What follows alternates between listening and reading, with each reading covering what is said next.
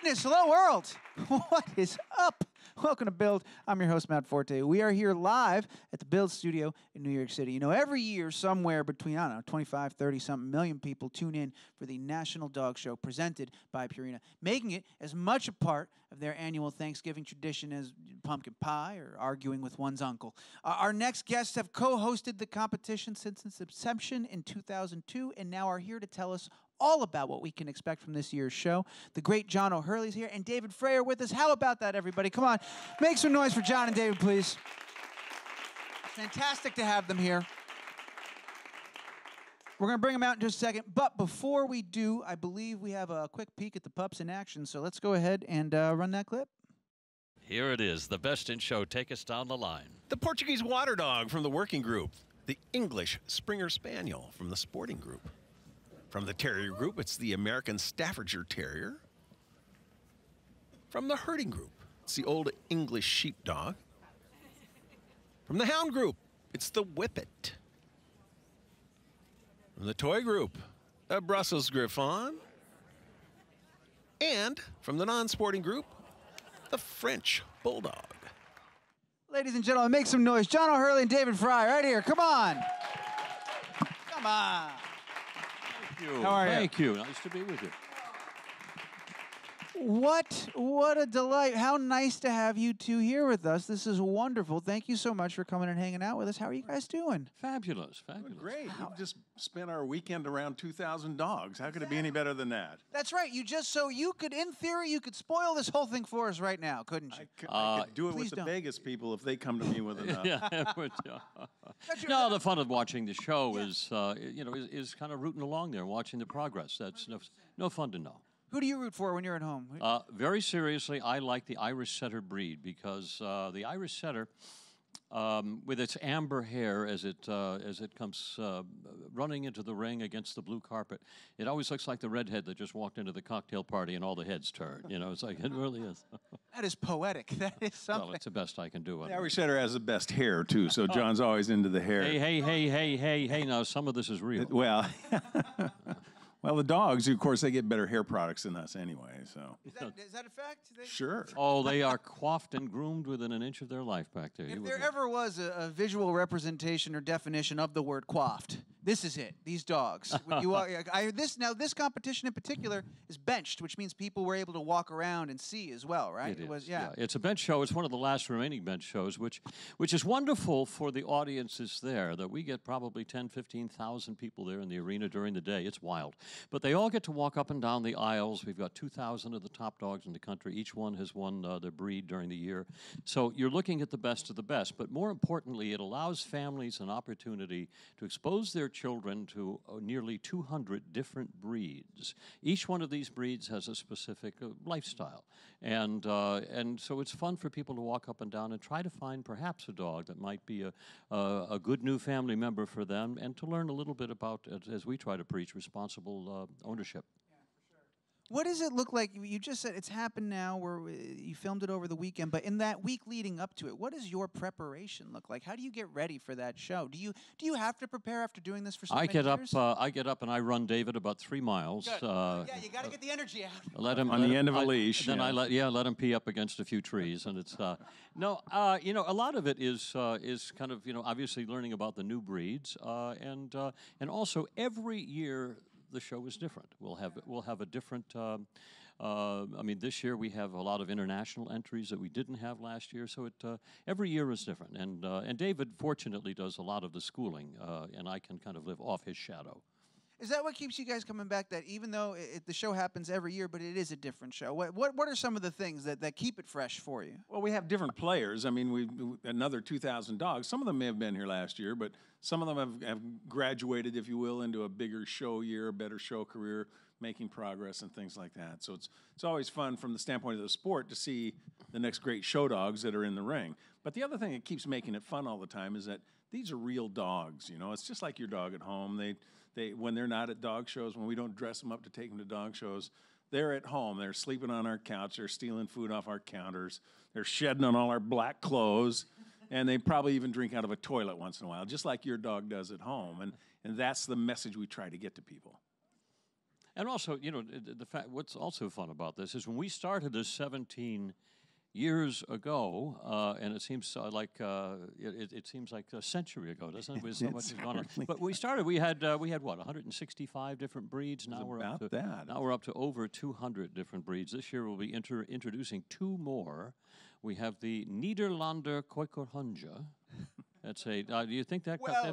That's 3 weeks of putting that sticky up on my shaving mirror. That's how you prepare, right? It's exactly right. And then David, you can take the other one. Well, I'm taking the other one because I've had high school French. I always wondered when I was in high school what good French was going to do me, and now I know because I can say Grand Basset Griffon Vendéen without any problem. Do you want to hold for applause? You know. Do you want because that was Come on.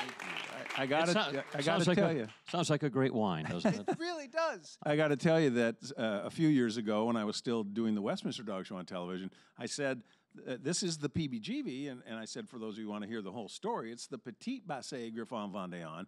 And Mary Carrillo, who was my partner, said, wow, listen to you. I said, yeah, that's right. Mrs. Bach, my high school French teacher, which was like 35 or 40 years behind me at that point, I said, Mrs. Bach would be very proud. And I'll be darned if the next day on Facebook I don't get a post from her saying, David, comment allez-vous? Now we also had a few years ago, I got stumped. And by the way, I think the AKC every year introducing these breeds are just trying to screw with me. Well, I was They're say, just trying to screw with me. We had the Mexican hairless dog introduced for the first time, and it begins with an X, but the name is Cholo Itzcuintli. And it begins with an X, the Cholo Itzcuintli. He's had 5 years to practice that. Trips off my that time, you're not impressed anymore. No, I'm always impressed with John. I think that's been the great fun thing for me as the dog guy, to have him as my partner all this time, all 17 years of this show. John's been my partner. I've had marriages that didn't last that long. But he has learned a lot about the dogs. He recognizes the great show dogs. He recognizes great breeds, great dogs within a breed. So he's got a pretty good eye after all that. And it's not just all the red-haired Irish setters walking into a cocktail party or whatever that story was. Leave my Irish setters alone. You know, I will say that it turnabout is fair play. About 7 years ago exactly, the Irish setter won best in show, and I just did this to him. I went, and he had picked him. I had picked him. But to be fair, you pick the Irish setter every year, right? And every year, Yeah, yes. yeah. So I'm working. So I'm almost at. It was after 17 years. I'm almost working with the law of large numbers. We say that even a blind dog finds a milk bone now and then. Right. So exactly right. Exactly right. sayings that are even. Oh yeah, we're witty all over the place. We're so competitive. Backstage, we just we always have our favorites, and many times we're wrong. As Mark Twain used to say, I know a multitude of things that are mostly wrong. Has it gotten more difficult? You've done this for 17 years. The world has changed a lot since you've started 17 years ago. Is it tougher to be wrong now because the world can't wait to tell you through every available platform that you were wrong? Tweeted down. Yeah, we take it. Do you get nervous? We take it pretty hard on the Twitter platform during the show. Either someone will make a comment about the fact that my hair hasn't moved in half a century, or it's a compliment. I guess so. I take it either way, but no, it's fun. It's actually, we enjoy the social media on the show as well. And I'll tell you one thing we particularly enjoy, and to your audience, I would encourage that they do and go to the National Dog Show at National Dog Show site there during the show. Are the videos of people's dogs watching the National Dog Show at home. It is some of the funniest home video you've ever seen, because some of the dogs respond directly to their breed. Some of the dogs will respond to just having dogs on a large screen television. But my favorite is when the dog goes around to the back of the television to start sniffing around for where the dogs actually are. You can't. I mean, that's a very intellectual exercise if you think about it. I know they're behind there somewhere. I'm going to find them. We talk to our dogs during the telecast. I'll often find myself saying, Grace, I hope you were listening to that, because it'll be some accomplishment that a dog made. Well, that's one of the things I was very curious about, is this has become a tradition for many people in many homes, but here you are, you've just worked the entire weekend, and now the holidays rolling around. Is it a tradition for you? At the very least, I'd imagine it confuses your dogs. It's very, yeah. I haven't seen my dogs in 17 years on Thanksgiving. I know. It is great fun. I mean, we're into it, too, as the family tradition, and in our world, in the dog show world, we look at it as sort of a yearly convention or a family reunion of sorts that people come from all over the country and they bring their dogs and they bring a new dog. Maybe they have a new dog that they're showing and they want you to see, or they want to get it on television. And so we get there with our friends, we get there to see the new great dogs, and it really is a fun time for all of us in the sport as well. And then you start talking about the millions of people who are watching us on television, which helps carry our impact, which helps get people out and seen and visible, and get people to wonder about, well, tell me about the Brittany. You know, now they're going to see a Brittany on the streets, and they're going to say, hey, I just saw that breed on TV. And David and John said that it does this, this, and this, and is that true? And most of the time they say, yeah, whatever David and John says is true. Yeah. Well, in John's case, not so much. But you know, and another thing, too, being in New York City here, I think you probably see the greatest selection of different breeds in New York City. New York City is the greatest dog town in the world. There's no question in my mind, and not just for purebred dogs and different breeds, but for dogs in general, because so many of us, a lot of people live alone, and if they didn't have a dog, they might not ever venture out. And I joke, I wrote about it in the first chapter of my book. I said, when we lived in New York City for 14 years, I said, we might not know anybody in New York if it weren't for the dogs. But a lot of times they'll come up to me on the street, oh, Angel, oh, Grace, oh, they're how you doing? Great conversation starters, they really are. Look up at me like I'm just, not even there. I did the exact same. I walked in the room. I have a dog at home, my boxer, and I'm a big dog person. I walked in that room. I didn't even see. I went right for the dogs. I have these. You just did it to us. I just did it. You know exactly what we're talking I'm very about. excited you're here. I am. That's genuine. But the dogs, you go to them, they're magnetic. Yeah, they really are, and that's the nice part about the show. The show is really not about us. In fact, we only appear once or twice. Well, I know it's about. I'm going to break some news to you here. It's not about us, but in fact, we only appear once or twice during the show. Obviously, we narrate the show, but it really isn't about us. It's really all about the dogs, and that's what it should be. Even the handlers themselves, as David points out so eloquently, that the best handlers are anonymous. They put the focus on the dog. They are there to make sure that the dog performs the best it can during the examination process, which means moving the dog at the speed that the dog is comfortable at according to its written standard. Everything is on a written standard, and that's what the dog is competing against. So amazing. Did you walk in 17 years ago with all of this? How much of or were you playing catch up when you? Because I know you've always been passionate about dogs. Let me tell you a quick story, and this is a fun one because this is on AOL. You'll love this. The first year they brought the Old English Sheepdog up to the judge, this elegantly gowned woman. And I'm sitting next to my co-host here, and she walks around to the back of the dog. Now, remember, an Old English Sheepdog is about 80 pounds of hair and 2 pounds of actual dog. She starts picking through all of the hair on the back, and I said, David, can you explain what she's doing? He says, John, she's putting her hands on the dog to make sure that the shoulders and the hips align with the specification of what the perfect Old English Sheepdog should be. He says, because you can hide a really bad dog with a really good haircut. And I said, you're telling me I went to junior prom. Walks around to the front of the dog, and she starts picking through all of the hair on the dog's head. I said, David, what is she doing now? He says, John, she's trying to find the eyes to gauge the attentiveness of the dog. And I said, really? I said, well, if she picks through all of that hair and she finds only one eye, she's got the wrong end of the dog. Things I have no business doing. That made it to air. That was my first year. Oh, no, not only did it was in USA Today, that was the quote of the day in the sports column. Yes, John O'Hurley, the wrong end of the dog. Yep, I know. But I've learned a lot since then. It seems like you've learned a lot. But how did you even get, why? You're known for so many wonderful things and for your work on the stage and film and TV and now this after 17 years. But how did this happen? How did your name come up on the short list? Well, the quick story is I've done a lot of work with NBC Sports. Now, John Miller, the head of sports programming, takes home Best in Show, that wonderful parody that Christopher Guest and Michael McKeon did.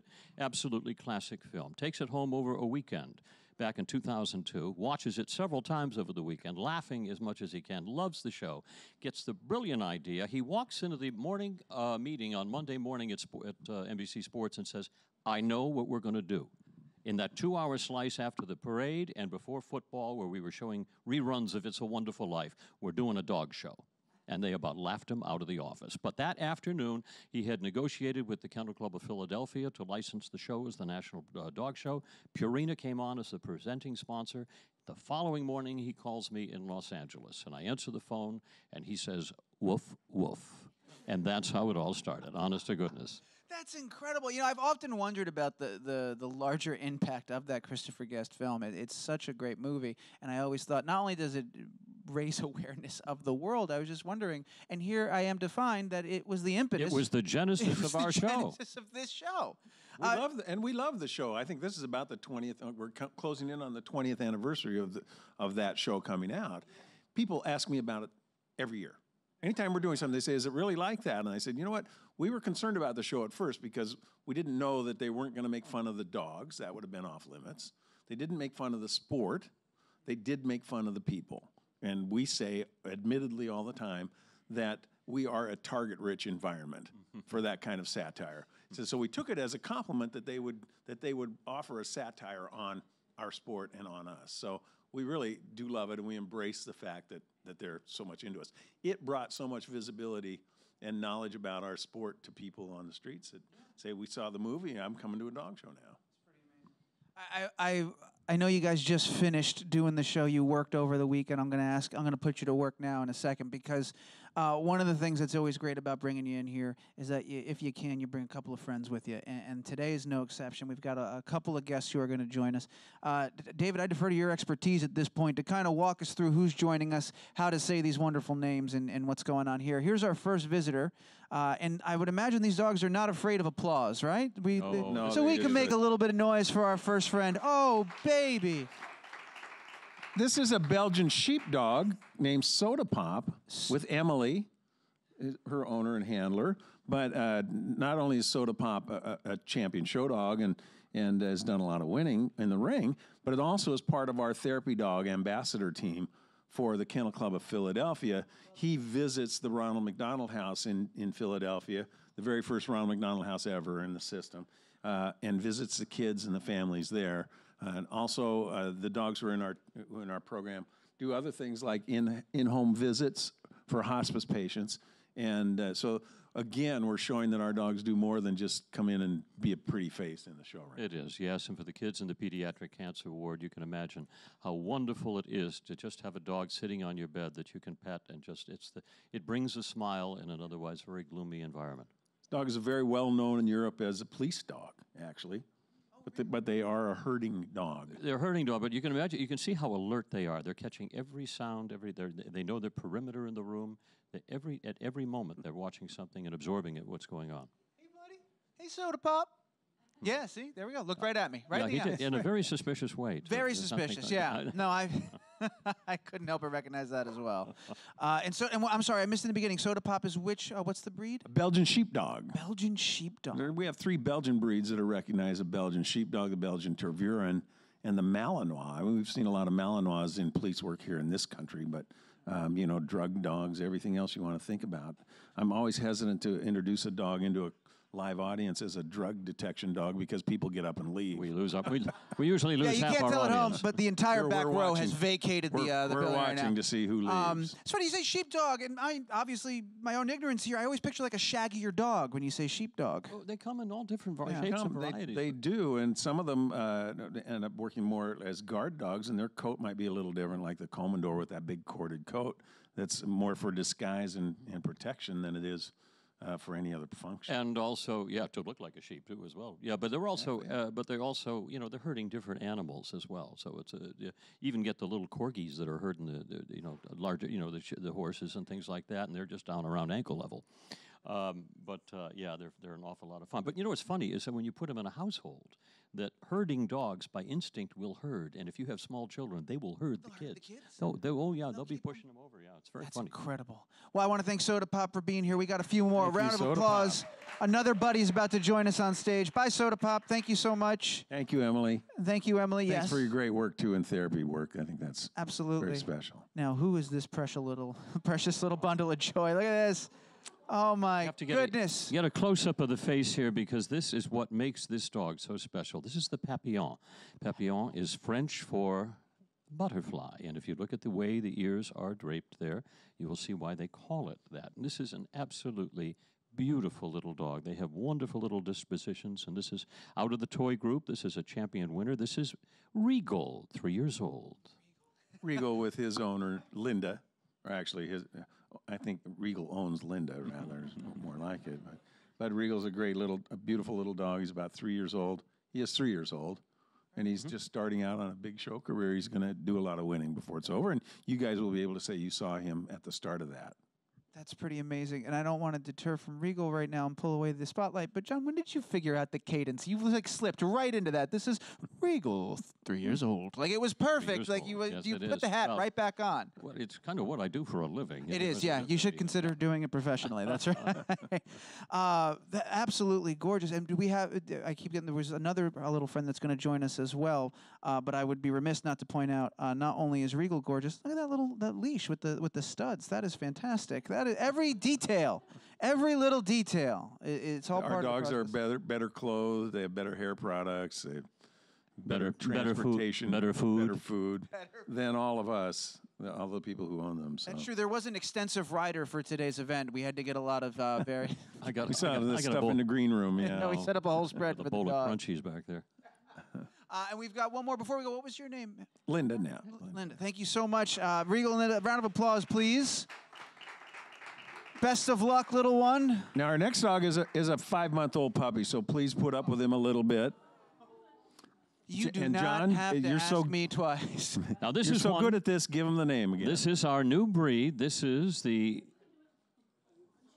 our Nederlandse Kooikerhondje.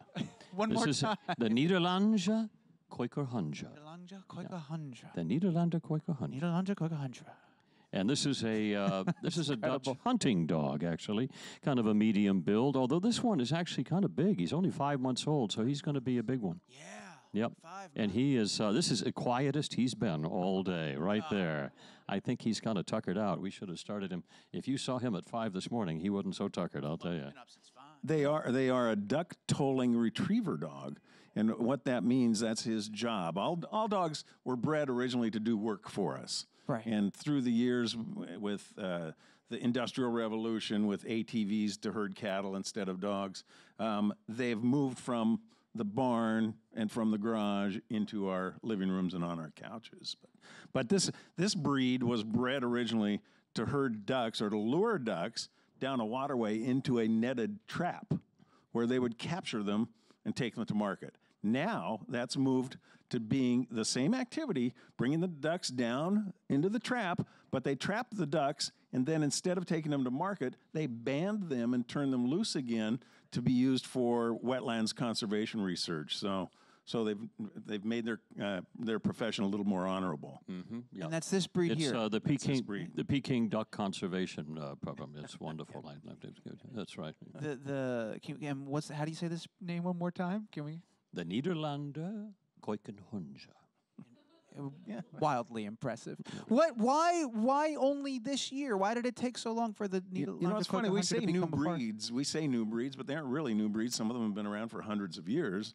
I mean, we see this dog in historical artworks from the 1500s, and they become a new breed because it just means really newly recognized for competition by the American Kennel Club. It means that they now have enough of them in this country.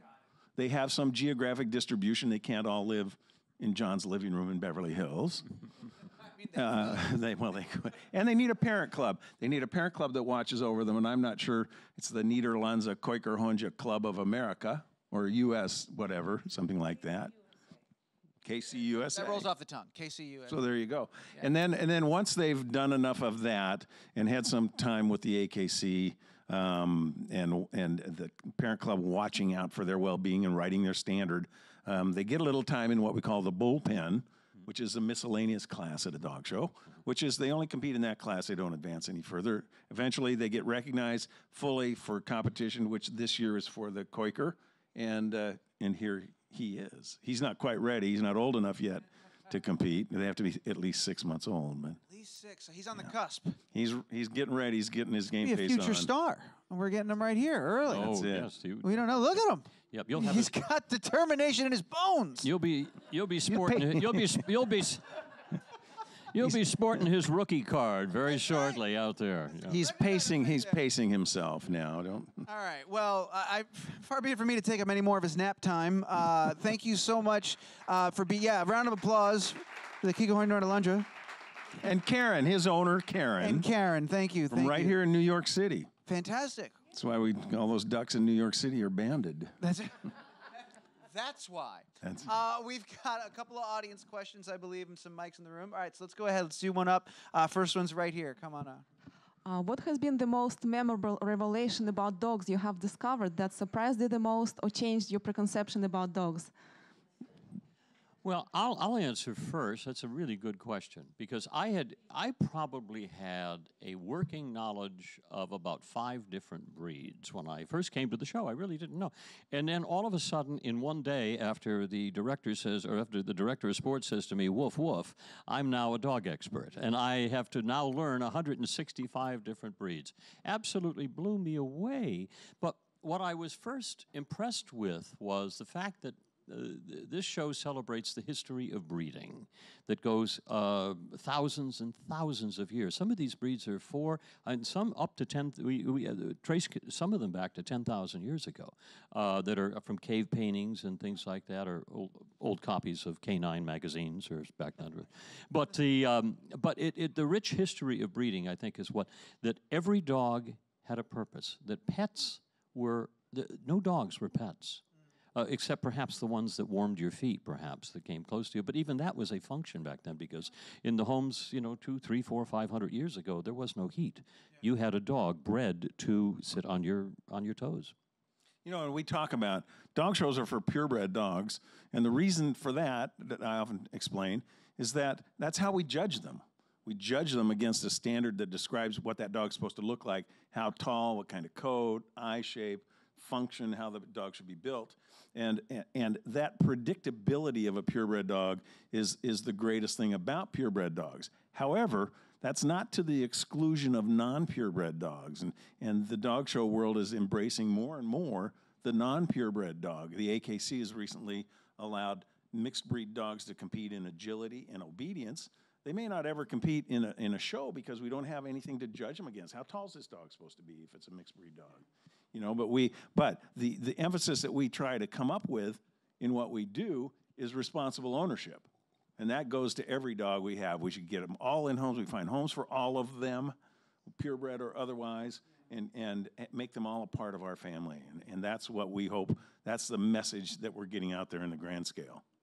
We've got thank you for your question, by the way. We got 2 more. We're going to do another question. But first, I'm going to ask you a really crazy, really dumb question. But here we go. This is what I thought of. If the dogs knew what you were saying and doing, would you still judge them? Go. Probably. The fun thing about dogs is people, I think Mary Carrillo asked me the question on the air at Westminster several years ago. We had a great picture of a dog's face in the monitor as it came back to the judge, and it had a mischievous look about it. And she said, "God, don't you wish you knew what he was thinking? Don't you wish dogs could talk?" Mm-hmm. I said, "No, I don't want my dog to be able to talk. Especially don't want him talking to my wife about what may have happened when she wasn't there." Exactly right. But it would take all the fun out. And I know what they would say anyway. They would say, me too, because my dog always wants to go everywhere with me and do everything with me, whether it's in my home, in the bathroom, or in the car. They want to be everywhere and do all those things. I'll add one more thing to that. Don't you wonder what the name is that the dog has chosen for you? What's your call name? What's your call name? The dog's got a name for you. Name? Yeah, he's got to have a name. What's the equivalent of Nederlandse Keukerhondje for a guy who lives in Beverly Hills? It's not too far off, if I had to guess.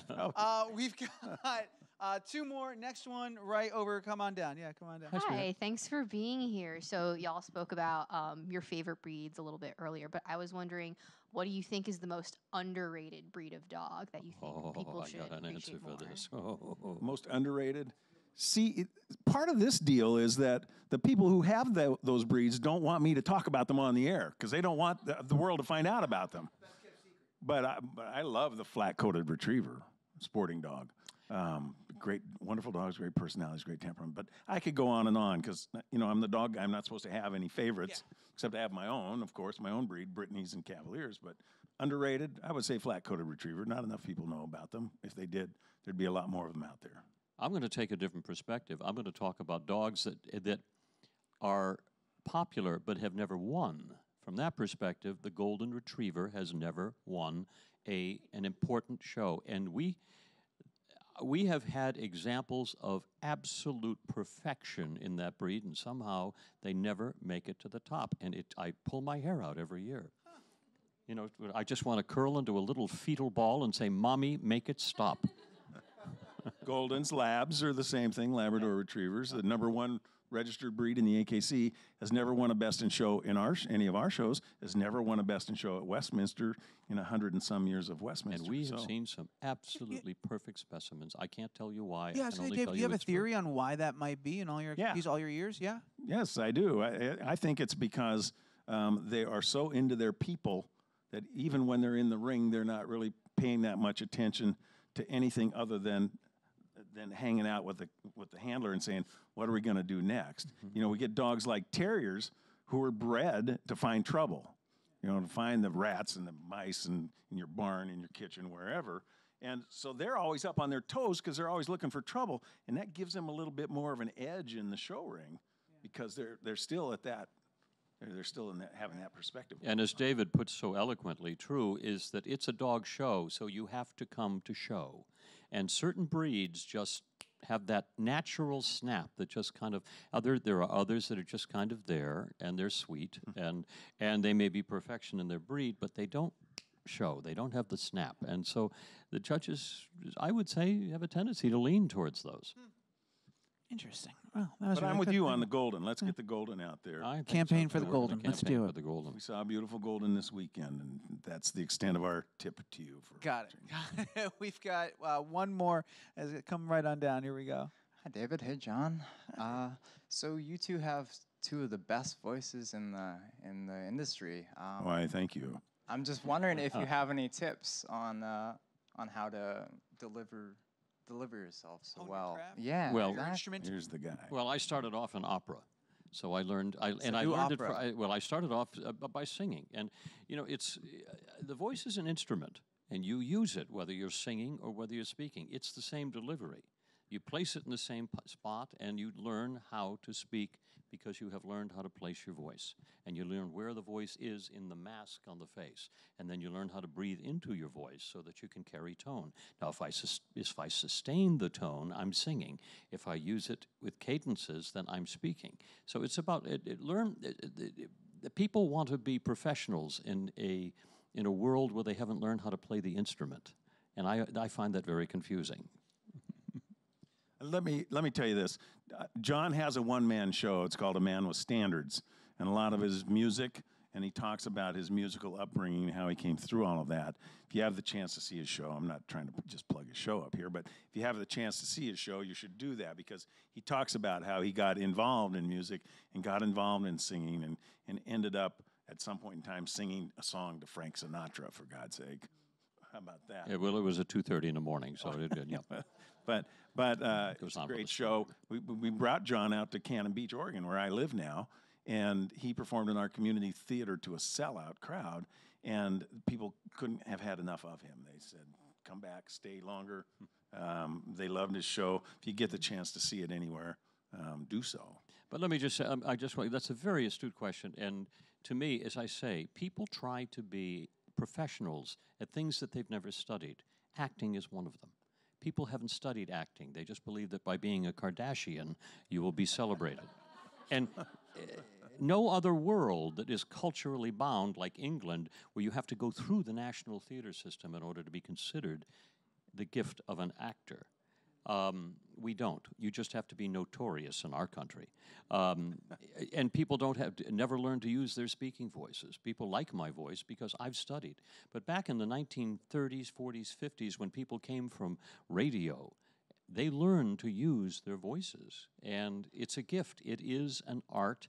It is a skill. It's a musical instrument, but yet no one wants to go study it. Wonderful. Thank you. Nice That was- question. Thank you. That was an excellent question, and we're going to wrap things up in a second. But You have to get to your class on your voice. I have to go to my voice class. I have a voiceover class, and I'm late already. No, but you talk about, real quick, the ways in which you've studied and perfected that and looked for the ways to manipulate this instrument of yours over the years. And you've given us one of the great characters of all time, television characters of all time that'll go down in history, and it follows you to the ends of the earth. So I apologize for being the billionth person to bring this character up. I love but it. Thank you very much. But Jay Peterman from Seinfeld is one of the most memorable characters of all time. People are wooing and applauding and all that. And my question is, when you were presented with the opportunity to create that character, as a man who's familiar with his instrument, what were you specifically doing to find his voice and create this character that would live on forever? Well, I begin with the idea that you develop character voices. You don't, and so as an actor, you just say, well, I like it when my voice does this, and I go up and down, and I can use it for this and this. And I mean, I have other voices that I do, but that's exactly right. But that character, when they handed me, when I went over to Seinfeld, and they said, we want you to play this role. We're going to give you the J. Peterman catalog, which if you've ever been to jpeterman.com, you will see the actual catalog that we parodied. And it's this long adventure stories that look like they're written by Hemingway about an Oxford button-down shirt that has a size, a price, and an availability attached. But what was so much fun about it is I read through it for the first time. I said, this is the most bizarre thing I've ever seen. And so as I read through it, I said, it sounds a little bit like a 40s radio drama combined with a little bit of a bad Charles Kuralt, On the Road with Charles Kuralt. And so the combination of the two really was the genesis of that character. And then he just got wackier and wackier and wackier. And then he was just off on a tangent. And finally he went off to Burma, and where he went to find himself. And then he was just he was a lost man at that point. But it was a lot of fun. It was... I got to tell you, I've been lucky enough to put my fingers through the belt loops of some of the great brands in entertainment. Seinfeld, Dancing with the Stars the first year, and then Family Feud for a while, and then certainly the National Dog Show, and it's been And to talk about Walk That Walk, he now is the owner of the J. Peterman Company. I actually, Did you really? I actually bought the J. Peterman Company with the real J. Peterman in about 2 years after Seinfeld ended. So I liked the role so much, I bought the company. My wife and I went to dinner. He called me one afternoon as we were getting ready to leave and move to Oregon, and he called and said, let's go to dinner. I got somebody I want you to meet. And I said, who's that? And he says, J. Peterman. I said, I already know J. Peterman. He says, you're J. Peterman. He says, no, the real J. Peterman. But they were out that day pimping for their urban sombrero on the Today Show. Pimp is a strong term. I'm sorry, I lost my head. But we went out to dinner. Walked out of the restaurant. It was still light. It was in summer, and we walked out of the restaurant. We're walking down the street. J. Peterman, and my wife and I. And some guy sticks his head out of a cab and says, "Hey, Peterman!" And they both turned and waved to the guy. And they realize they're not talking to him. It's the greatest act of identity theft ever in the history of modern entertainment, and I'm not giving it up. Well, all right, I got to let you guys go, but I want to thank you so much for coming by and bringing all your buddies with us and talking to us about this amazing show. I'll remind, there's 30 million plus of us out there that watch this thing, but for those that don't... I think this year's going to be more. You think it's going to be more? I have this instinct. Let's do it. And I'll tell you, here, the reason is we have done so much with social media this year that we have really, I think, and I want to thank everybody involved in that, you as well, for giving the message, because I think it's really important to give great entertainment on Thanksgiving Day. It's the family day of the year, and we should have something that everybody can watch, where everybody watches, and at the end of it, everybody feels good about themselves. Yeah. It's not keeping up with the Kardashians on Thanksgiving Day. It's hard not to feel good after watching all these animals running around having a good time. Time well spent. Well, speaking of time well spent, this was perfect. Thank you so much for coming and hanging out with us. Everybody, it's after the parade. It's at 12 o'clock. It's on NBC. You know exactly what it is, the National Dog Show presented by Purina. Please, a ridiculous amount of noise. Come on, join me in thanking John O'Hurley and David Frei right here. Thank you.